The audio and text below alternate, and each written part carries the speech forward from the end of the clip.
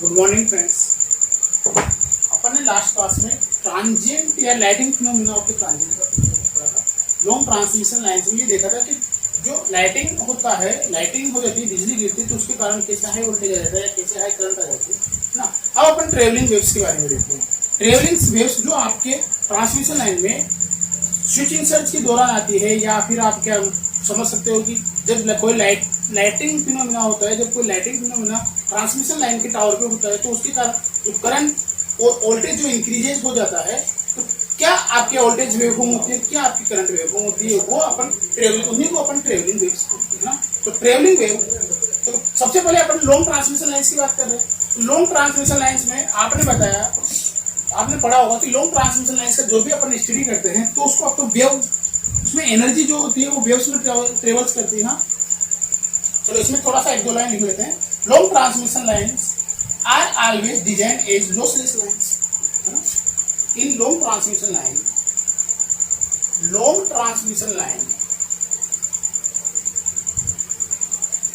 Are always design in lossless transmission line.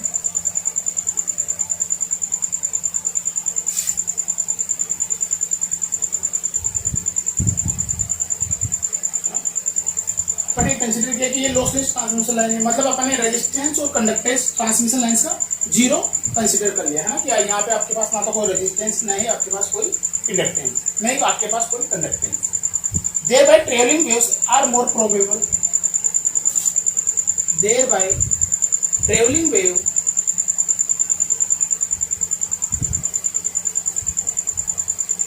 Are more probable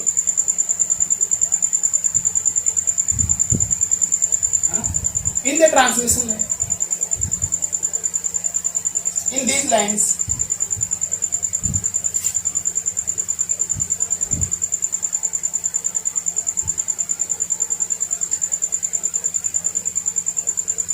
the transient condition will a noise. इसके कारण क्या हो जाते हैं? The transient condition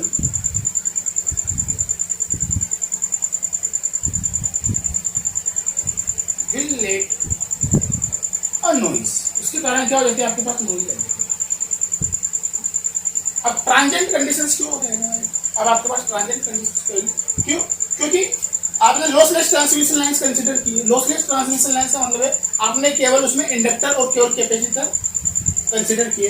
अब जब आपका केवल आपकी ट्रांसमिशन लाइंस ऐसी बनी हुई है जिसमें केवल इंडक्टर और कैपेसिटर है, तो इंडक्टर और कैपेसिटर क्या करेंगे? कभी करंट को चार्जिंग करेंगे, कभी डिस्चार्ज करेंगे, चार्जिंग करेंगे, डिस्चार्ज होगा, चार्जिंग डिस्चार्जिंग, चार्जिंग डिस्चार्जिंग। ये आपका फिनोमिना चलता रहेगा, चार्ज डिस्चार्ज चार्ज, क्योंकि आपने डिस्ट्रीब्यूटेड पैरामीटर माने कि इंडक्टर है, फिर कैपेसिटर आ जाएगा, फिर आपका इंडक्टर आ जाएगा, फिर कैपेसिटर आएगा, फिर इंडक्टर आएगा, फिर कैपेसिटर आएगा। हाँ, आपने ऐसे ट्रांसमिशन लाइन मानी, लॉसलेस ट्रांसमिशन। तो क्या होगा? चार्ज होगा, फिर डिस्चार्ज होगा, फिर चार्ज होगा, फिर डिस्चार्ज होगा, चार्ज होगा, डिस्चार्ज होगा। तो इसके कारण क्या हो जाएगा? आपके पास एक नॉइज क्रिएट हो जाएगी ना, नॉइज क्रिएट हो जाएगी। The transient condition will let a noise which causes continuous charging and discharging, है ना। नॉइज के बारे में डेट इज किसके कारण बनी? That is executed bye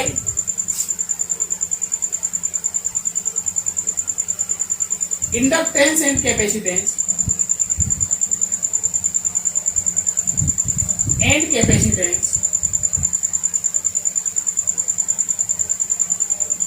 inductance and capacitance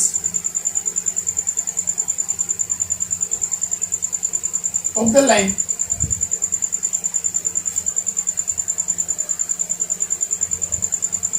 आपकी ट्रांसमिशन लाइन इंडक्टेंस और कैपेसिटेंस की मिलकर के बनी हुई, with causing continuous charging and discharge, with cause continuous charging and discharge.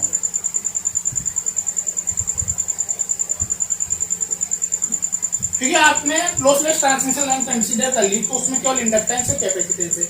अब जो दोनों इंडक्टेंस और कैपेसिटेंस आपके पास चार्जिंग डिस्चार्जिंग होंगे तो उसके कारण क्या हो जाएगी? एक नॉइज क्रिएट हो जाएगी। ठीक है, अब आपने वेव आपने आपकी एनर्जी को किसके रूप में माना है कि आपकी एनर्जी एक वेव के रूप में जा रही है ना, तो आप कौन सी लॉसलेस ट्रांसमिशन लाइन कंसीडर करोगे? आप लॉन्ग ट्रांसमिशन लाइन को अपन कंसीडर करते हैं ना। तो जो इसका मैथमेटिकल एनालिसिस होता है सेम होता है आपका लॉन्ग ट्रांसमिशन लाइन की तरह, क्योंकि आप इसमें भी डिस्ट्रीब्यूटेड पैरामीटर यूज करते हैं।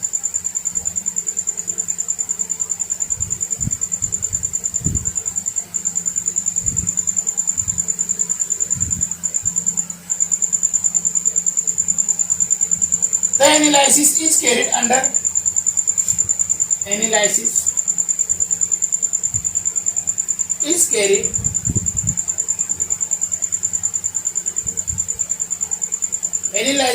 carried under transient condition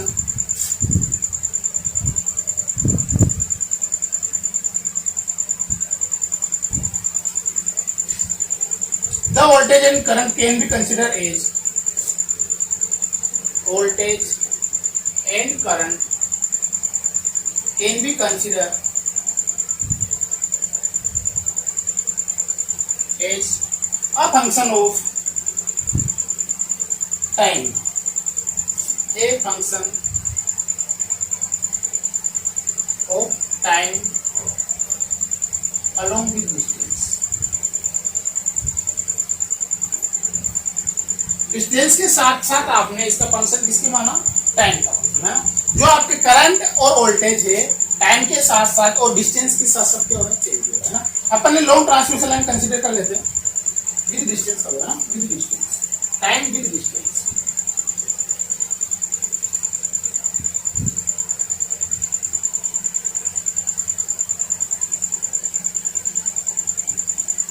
आपके पास ये लॉन्ग ट्रांसमिशन लाइन है,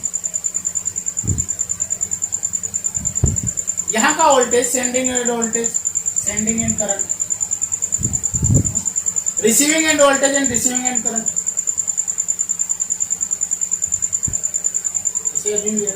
अपन एक स्मॉल सा कंपोनेंट बीच में मान लिया।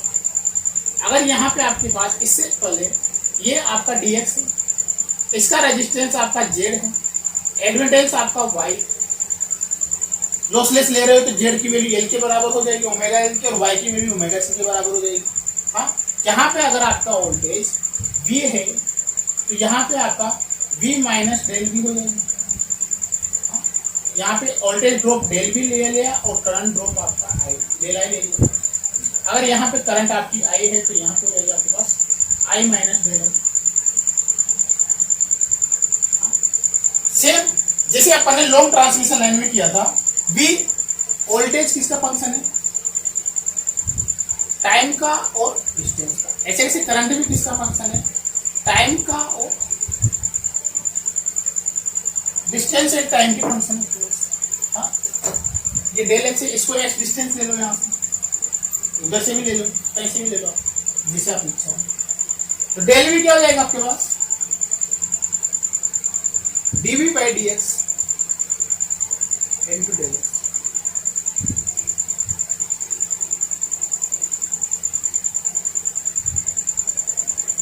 del I dv by di।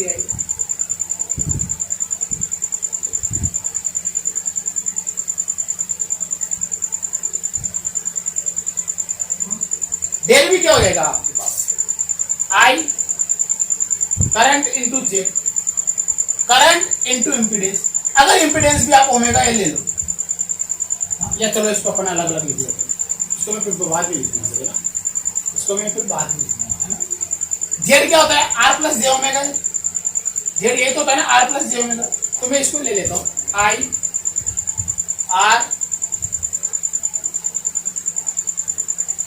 Into R plus J I into omega. तो ये तो आपके पास जीरो होने वाला, क्योंकि आपने लॉसलेस ट्रांसमिशन लाइन कंसीडर की है। अगर डेल एक्स की बात करते तो डेल एक्स से दोनों तरफ मल्टीप्लाई कर दो, क्योंकि आप डेल एक्स कंपोनेंट के लिए ले रहे हो ना।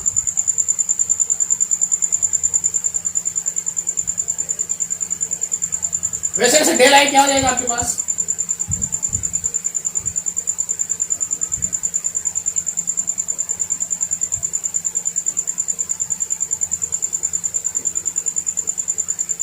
We G del X plus J V omega C.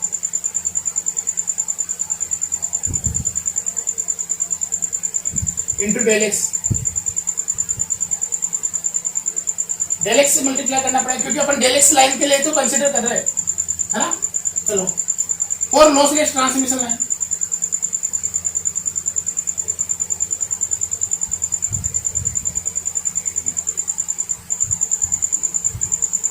Are की वैल्यू क्या है 0, जी की वैल्यू क्या है आपके पास 0, तो क्या हो जाएगा आपके पास डीवी बाई डी एक्स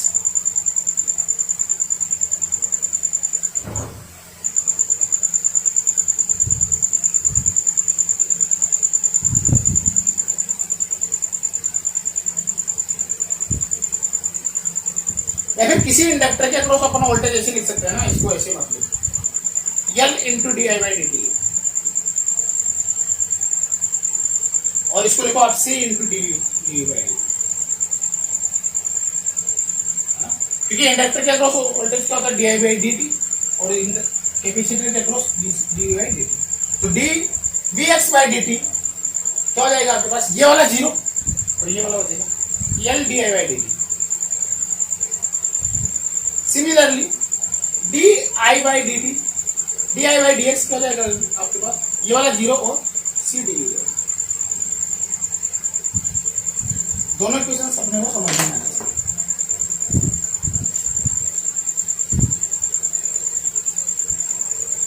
अगर मैं पहले वाले इक्वेशंस का एक्स के रेस्पेक्ट में डिफरेंशिएशन करता हूं, ये वाली equation differentiation with respect to इसका, तो क्या हो जाएगा d2v by dx2 equal to l d2i dx। Similarly अगर मैं सेकेंड वाले इक्वेशंस का भी टी के रेस्पेक्ट में करें, सेकेंड वाले इक्वेशन टी के रेस्पेक्ट में करें, तो d2i by dx d2 equal to c d2v by, ये दोनों देखो बराबर है। अगर मैं इस l को यहां पे डिवाइड, तो ये वाली इक्वेशंस बराबर हो, दोनों इक्वेशंस को बराबर कर, दोनों इक्वेशंस को बराबर कर दोगे तो आपके पास आएगा 1 by l d2v upon dx2 equal to c d2v divided by, या फिर इसको थोड़ा और सोल्व कर लो, थोड़ा और सोल्व कर लो, फंक्शन ले आओ आप d2v upon dt2 1 upon lc d2v upon, अब देखो v, इसके दो सोल्यूशन होंगे, डबल डिफरेंशिएशन इक्वेशंस, इसमें दो फंक्शन बनेंगे आप v ऑफ x के, अगर x का क्या क्या फंक्शन है आपके पास t और v का, हाँ, तो एक फंक्शन बनेगा v of x comma t, अगर आप लिखना चाहो तो फंक्शन बनेगा आपके पास f1 मान लो x माइनस bt का, और एक फंक्शन बनेगा आपके पास x प्लस bt का। एक तो फंक्शन बनेगा आपके पास x माइनस bt का, और एक फंक्शन बनेगा आप x प्लस bt का, है ना। इसके बारे में लिख लो, wave equations in single dimension, wave equations, ये वाली wave in single dimension,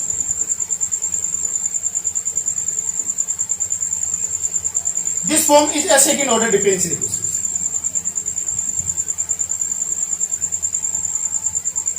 second order differential equation,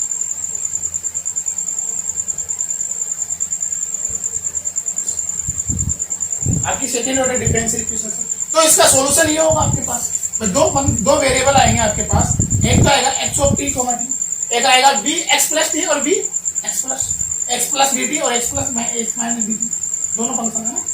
अब देखो ये क्या शो कर,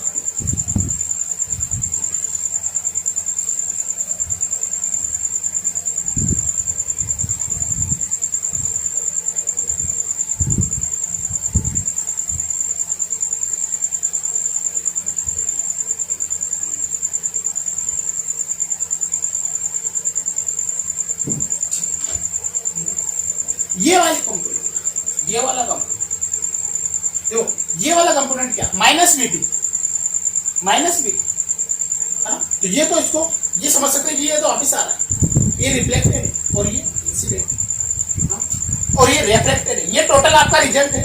हाँ, टोटल आपका रिजल्ट है। तो ये रिफ्लेक्टेड बराबर इंसिडेंट प्लस आप किसी भी चीज को जोड़ोगे तो incident P x of T, अगर इसको मैं लिखना हूं x comma two is reflected और नेट ट्रांजिट इज रिफ्लेक्टेड या फिर net transmission, net transmitted voltage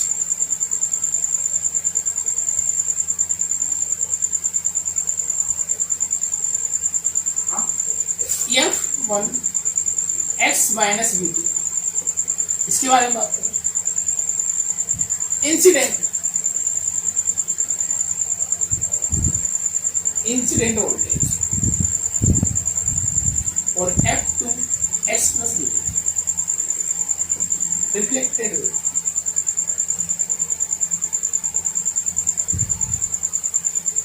reflected voltage, तीनों वोल्टेज भाई देखो क्या हुआ, रिफ्लेक्टेड वोल्टेज बराबर इंसिडेंट प्लस रिफ्लेक्टेड है। कुछ वोल्टेज आपके पास, जैसे अपन ने अभी ओपन सर्किट या शॉर्ट सर्किट पढ़ेगी तो उसमें क्या होगा, यहाँ से आपकी वोल्टेज भी घूम जाएगी। अगर ये ओपन सर्किट अपन ने कर रहा है, अगर इसको अपन ने क्या कर रहा है ओपन सर्किट कर रहा है, तो यहाँ से आपके पास वोल्टेज भी आएगा और करंट भी जाएगा। हाँ, वोल्टेज भी आएगा, करंट भी जाएगा।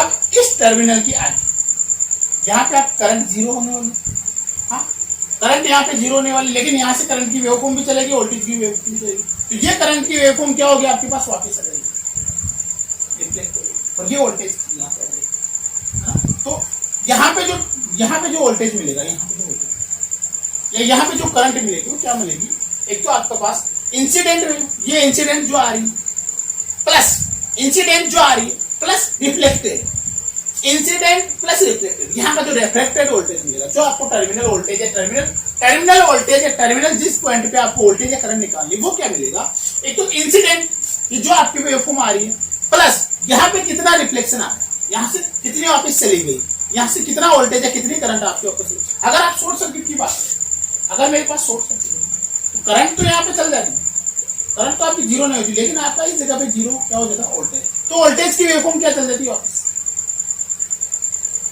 है ना। तो अगर आपको यहाँ का इक्विवेलेंट इस पॉइंट की करंट या वोल्टेज निकालनी है तो क्या करना पड़ेगा, इंसिडेंट में से इंसिडेंट और रिफ्लेक्टेड दोनों को जोड़ना पड़ेगा, इंसिडेंट और रिफ्लेक्टेड दोनों, ठीक है।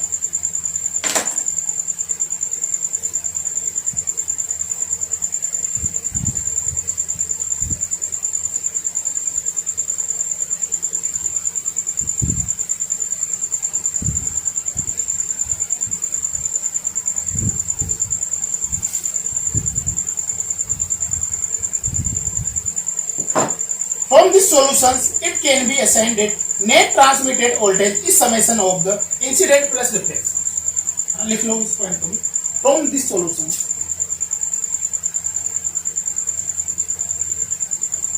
from this solution, it can be concluded net transmitted voltage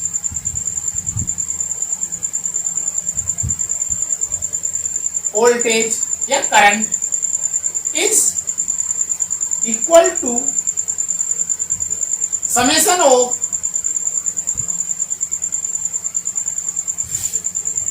incident plus reflected,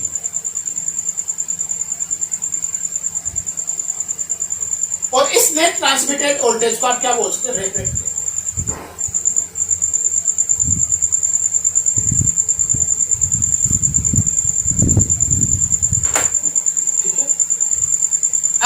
velocity निकालनी, अगर आपको किसी भी इस वेव की, ये जो आपके ट्रेवलिंग वेव्स है, इनकी अगर आपको वेलोसिटी निकालनी है तो क्या है, where v is the velocity of the propagation which can be, v क्या है, velocity of where v is the velocity of propagation which can be estimated as.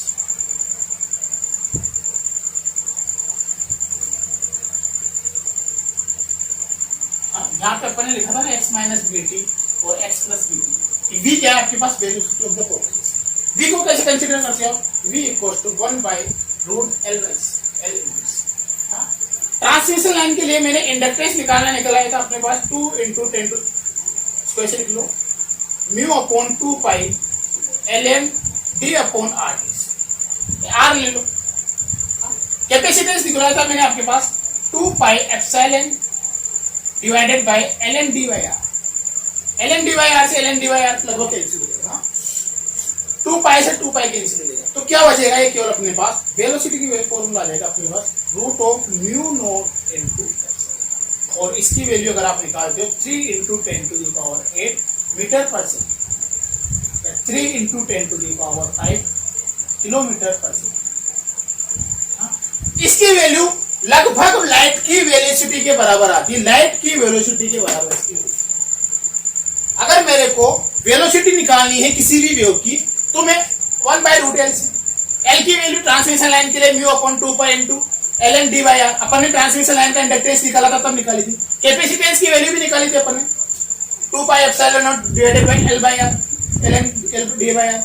L N D by R से L N D by R cancel होगा, 2 पाई से 2 pi cancel होगा, क्या बचा 1 upon root of mu not epsilon. जब इसकी value आप put करते हो तो लगभग आपके पास 3 into 10 to the power 8 light की वेलोसिटी के बराबर है, वेलोसिटी ऑफ लाइट।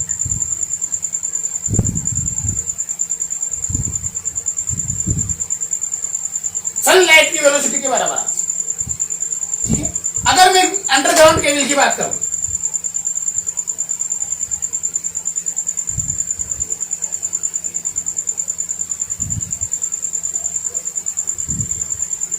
अगर मैं वेलोसिटी की बात करूं, velocity of wave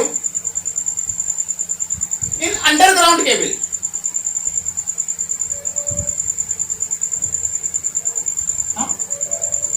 underground cable के बात में के बारे में अगर अपन डिस्कस करें तो भाई 1 by root of L C, L की वैल्यू तो अपने पास 2 mu not divided by 2 pi L M D by R, और लेकिन यहां पे 2 pi epsilon not into epsilon R आ जाएगा, L N D by are.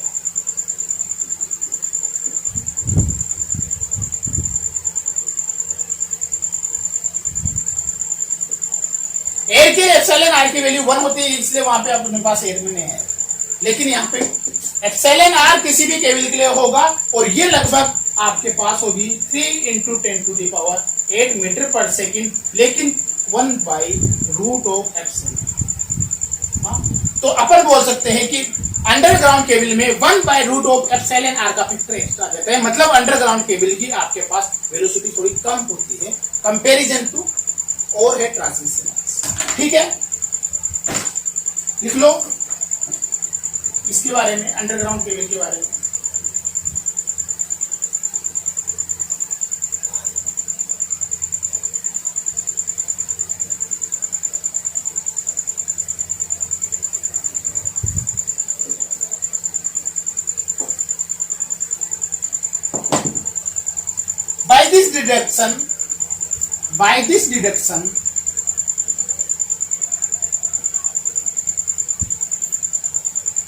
By this deduction, it can be stated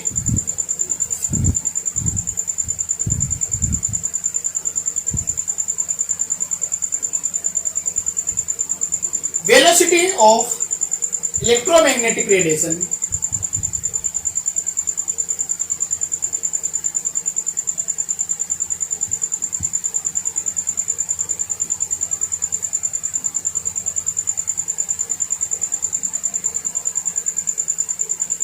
velocity of electromagnetic radiation in medium is lesser than area.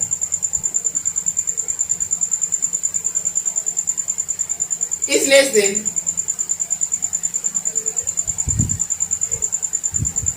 किसी भी medium में आपकी वेलोसिटी ऑफ द लाइट या velocity of the electromagnetic radiation की value कम होगी comparison to air.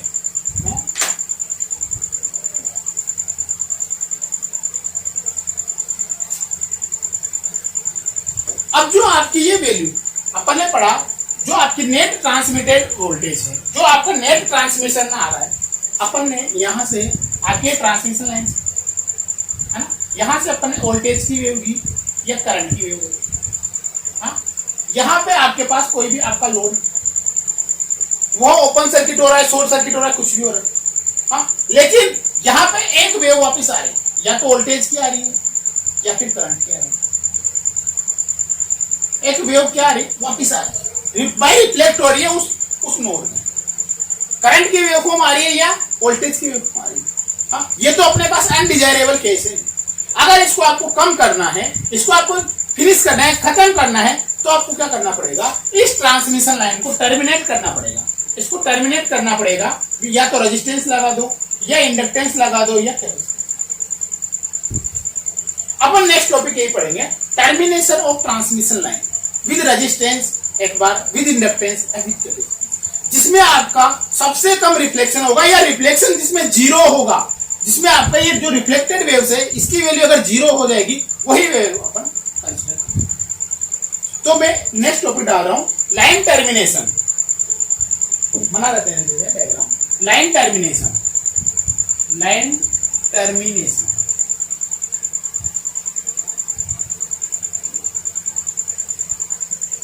थोड़ी सी इसमें theory लिख लेते हैं, एक या दो पॉइंट है। In transmission line the reflection are main reason for transient condition. In transmission line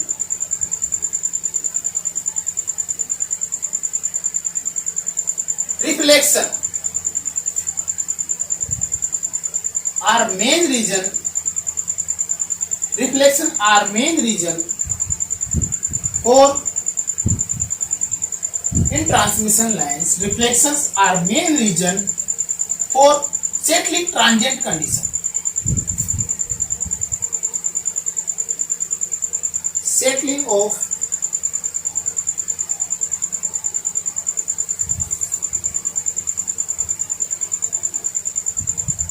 transient condition.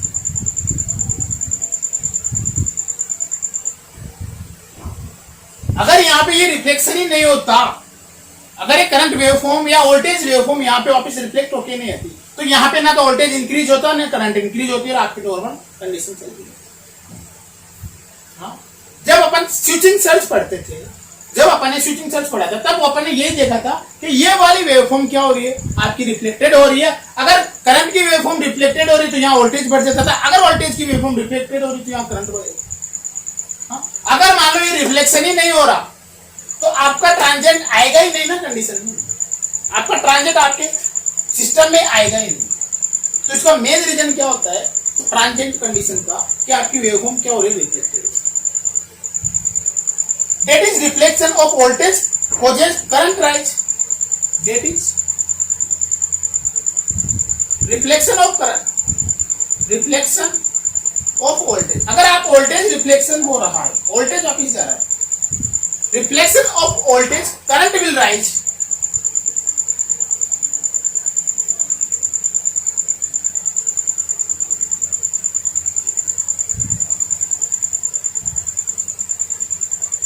Vice versa भी लिख लो, एंड रिफ्लेक्शन ऑफ करंट, अगर करंट वापिस जा रही है देन वोल्टेज राइज। ये तो अगर आपका वोल्टेज वापिस जा रहा है, वोल्टेज का रिफ्लेक्शन हो रहा है तो करंट बढ़ रही है उसी एंड पे। अगर आपके करंट का रिफ्लेक्शन हो रहा है तो उसी एंड पे क्या बढ़ रहा है, वोल्टेज बढ़ रहा है। Bye research it was found, bye research it was found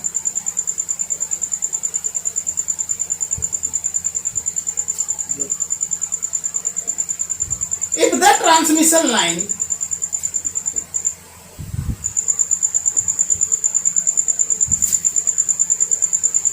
are terminated with resistance से कर दो इससे कर दो, इससे कर दो। हाँ, if the transmission lines are terminated with an element of resistor, inductor या capacitor, then reflection can be arrested, then reflection can be arrested.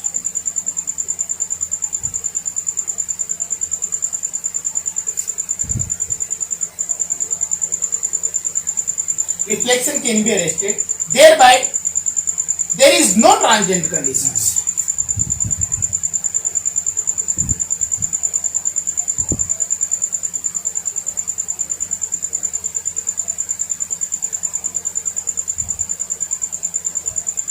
समझ में?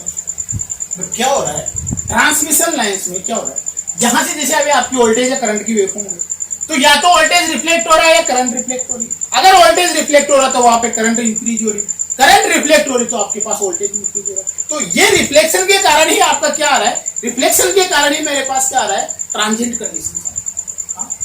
हाँ, फिर अपन ने देखा कि अगर मैं इसके एंड को टर्मिनेट कर दूं किसी रजिस्टर से या किसी इंडक्टर से या किसी कैपेसिटर से, अगर मैं ट्रांसमिशन लाइन्स के टर्मिनेट कर दूं, उसके एंड को टर्मिनेट कर दूं बाय रेजिस्टेंस, इंडक्टर, कैपेसिटर, किसी एक एलिमेंट से अगर मैं इसको टर्मिनेट कर दूं, तो आप इस ट्रांजिएंट को या इस रिफ्लेक्शन को अरेस्ट कर सकते हो या कम कर सकते हो या फिनिश कर सकते हो। इस रिफ्लेक्शन को आप फिनिश कर सकते हो। कैसे अपन करते हैं देखते हैं। Termination with register.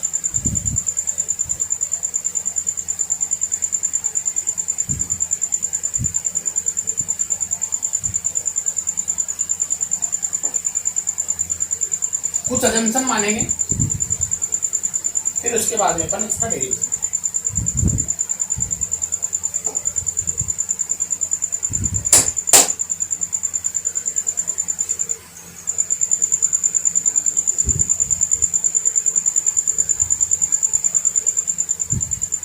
Termination with register.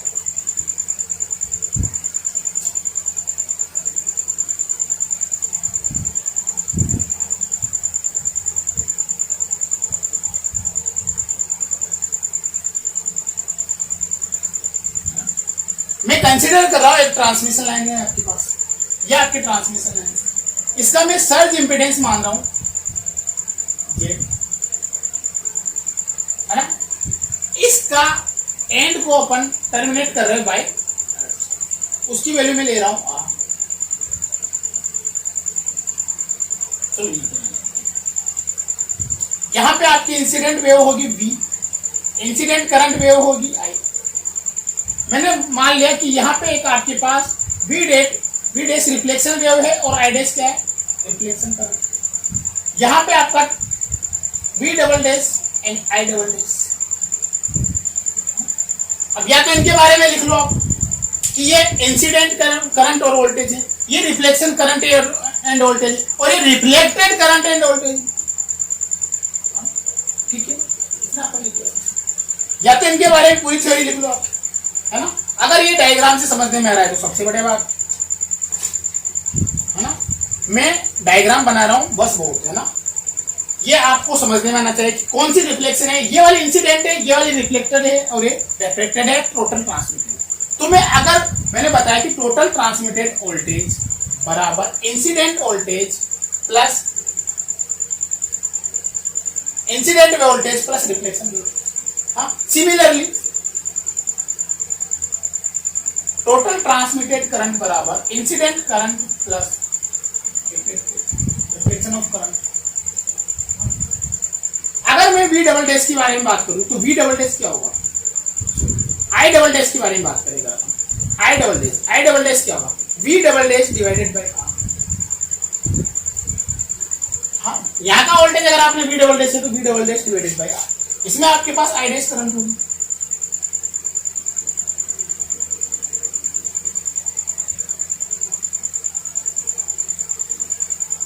I dash क्या होगी आपके पास,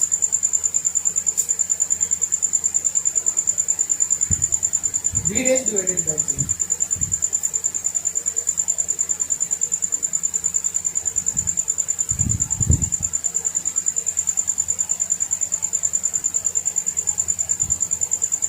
अगर मैं ये वाली वैल्यू दोनों यहां रख देता हूं,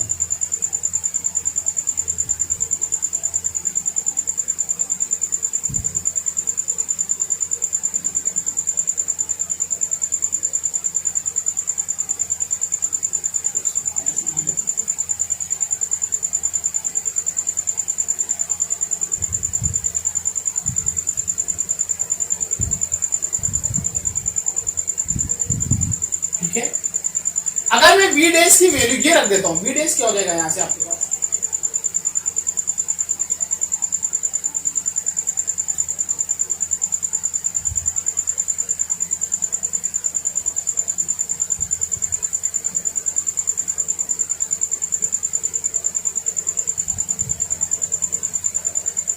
वी डबल डैश को मैं एक तरफ ले आता हूं,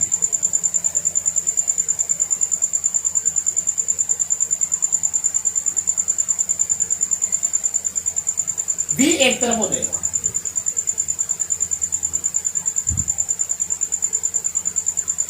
वी डबल डैश की अगर मैं वैल्यू निकालूं,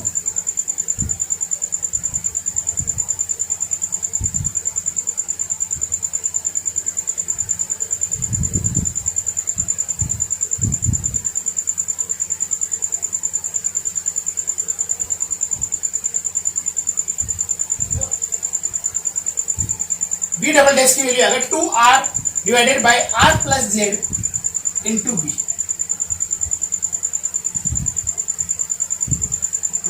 और अगर मैं यहां पे वी डैश की वैल्यू निकालूं,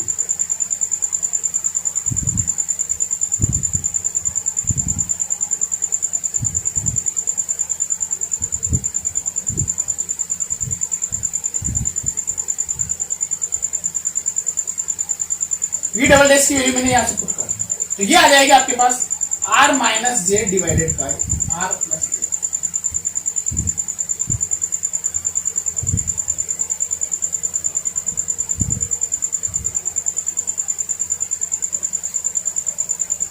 वी डैश की वैल्यू, और इसी को तो आपको जीरो करना है, तो अगर मैं r बराबर जेड पुट कर दूं, अगर मैं लाइन जिससे आप टर्मिनेट कर रहे हो उसका रेजिस्टेंस अगर मैं इस सर्ज इंपीडेंस के बराबर पुट कर देता हूं, तो क्या आपकी वोल्टेज की रिफ्लेक्शन वेवफॉर्म जीरो हो जाएगी? ये आपकी फिनिश हो जाएगी।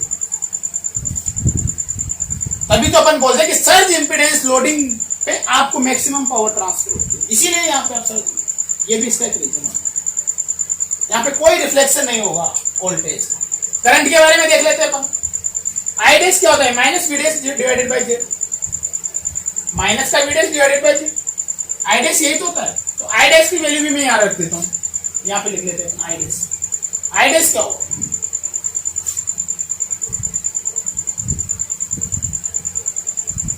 वी डैश की वैल्यू अगर मैं यहाँ पे या फिर इसको उल्टा लिख लो, जेड माइनस आर।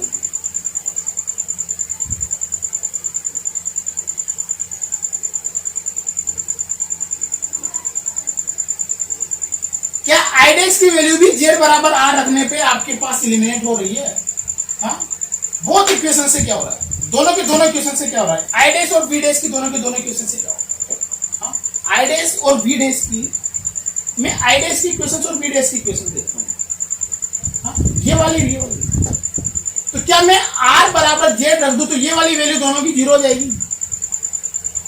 मैं बोल सकता हूं कि अगर आपने यहां पे वोल्टेज रेजिस्टेंस, ये वाला रेजिस्टेंस अगर आपने R बराबर जेड रख दिया, अगर सर्ज इंपेडेंस के बराबर रख दिया, तो आपकी जो रिफ्लेक्शन वेवफॉर्म है, जो रिफ्लेक्टेड करंट वेवफॉर्म है, reflection of the voltage waveform है, वो क्या हो जाएगी? जीरो हो जाएगी। Reflection of current and reflection of voltage दोनों को दोनों जीरो हो जाएगा। ये तो आपके पास कोई ट्रांजिएंट कंडीशंस नहीं है, ये आपके पास कोई ट्रांजिएंट कंडीशंस नहीं है।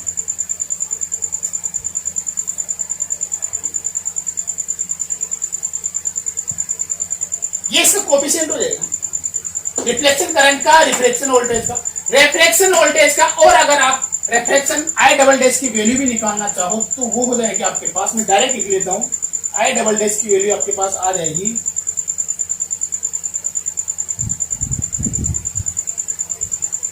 यहाँ पे क्या था? 2R, तो 2Z divided by Z plus, और यहाँ पे V अपॉन जेड को क्या लिख सकते थे आप? आई।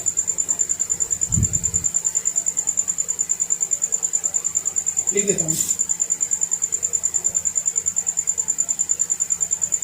क्या लिखा था यहाँ पे, V/0। ठीक है, थोड़ा सा लिख लेते हैं अपन। ये तो मैं लिखाऊंगा नहीं कि भाई ये आपका किसका कोएफिशिएंट है, रिफ्लेक्शन ऑफ करंट का, ये रिफ्लेक्शन ऑफ द वोल्टेज का, ये रिफ्लेक्टेड करंट का और रिफ्लेक्टेड वोल्टेज, ये तो दिखाने की कोई वो नहीं, कोएफिशिएंट है, इससे मल्टीप्लाई हो रहा, कोएफिशिएंट क्या होगा, ये तो है ना। अब अपन आगे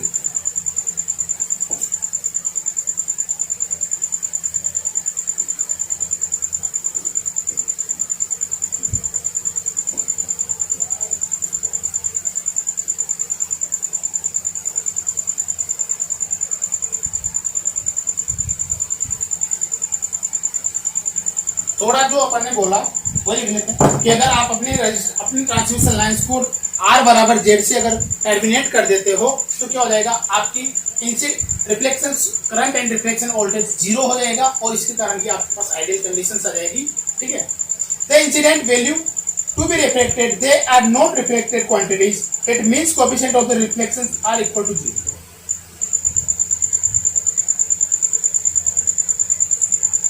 When R equals to 0, when R equals to Z, जब आप R की वैल्यू क्या रख देते हो, Z रख देते हो, that means reflection transmission, that means that to have reflection transmission line should be resistor whose the surge impedance equal to 0, है ना। तो ये क्या हो जाएगा आपके पास कि टर्मिनेशन ऑफ, इसको लिख लो, पूरी ट्रांसमिशन लाइन के बारे में लिखो, है ना। The line should be terminated with, the line should be terminated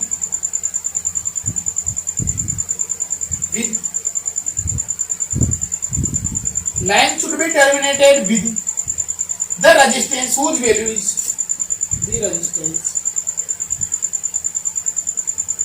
whose value equal to surge impedance,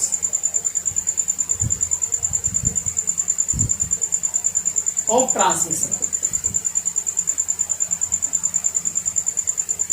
है ना।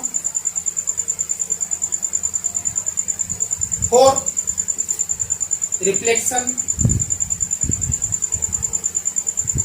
waveform eliminated, या रिफ्लेक्शन वेव या रिफ्लेक्शन वेव को आप टर्मिनेट करने के लिए आप ये करते हैं। अगर आपने रिफ्लेक्शन वेव को खत्म करना है तो आपको ये करना है, ठीक है। ओके,